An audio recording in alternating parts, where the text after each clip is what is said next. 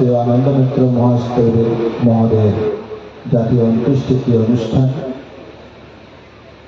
অনুষ্ঠানের আজকে দ্বিতীয় দিনের প্রথম পর্ব অনুষ্ঠানের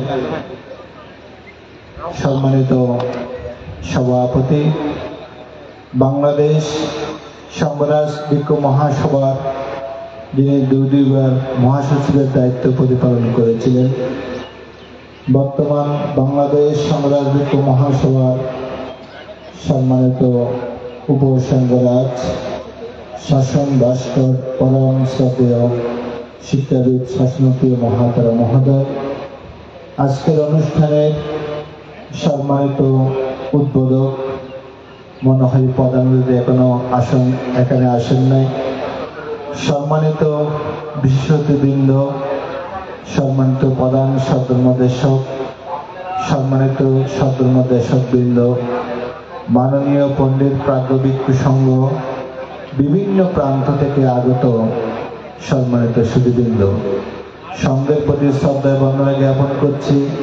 আপনাদের সকলের প্রতি মৈত্রীময় পুণ্যদান করছি।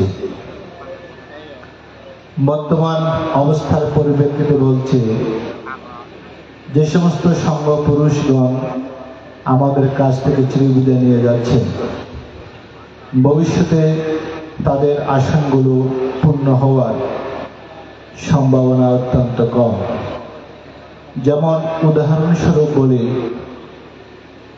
বাংলাদেশি বৌদ্ধদের একজন সম্মানায়ক, তিনি 26তম সম্মানায়ক পরম শ্রদ্ধেয় বিশুদ্ধানন্দ মহাতারা মহোদয়, যিনি বৃহত্তর হোমরাপাড়া গ্রামের জন্মজাত পুণ্যপুরুষ, প্রাতঃস্মরণীয় পুণ্যপুরুষ, পরম শ্রদ্ধেয় বিশুদ্ধানন্দ মহাতারা মহোদয়ের মতন একজন সেই পুণ্যপুরুষ এখনো পর্যন্ত আমার মনে হয় বাংলাদেশে উৎপন্ন হয়নি। তিনি জাতির জন্য কি করেছেন, বুদ্ধদের জন্য কি করেছেন, বুদ্ধদের যে একটা প্রতিষ্ঠান রাজধানী ঢাকার মধ্যে তিনি প্রতিষ্ঠিত করেছে, তাহলে আমরা কি সেরকম মানুষ, সেরকম পুণ্যপুরুষ এখনো সামনে দেখতে পাচ্ছি? সুতরাং এই সমস্ত পুণ্যপুরুষদেরকে আমাদের স্মরণে এবং আবরণে রাখা প্রয়োজন। সেরকম তাদের এই উত্তরসূরি যারা ছিল, আজকে যাকে আমরা যার বিদায়ী অনুষ্ঠানে এসেছি, পরম শ্রদ্ধা আনন্দ মিত্র মহোদয়, ওনার জীবনের কিছু কথা আজকের উদ্বোধনী ভাষণে আপনারা বিস্তারিতভাবে শুনেছেন। তিনি যেই কয়েকটি বিহারের যে তিনি নির্মাণ করেছেন,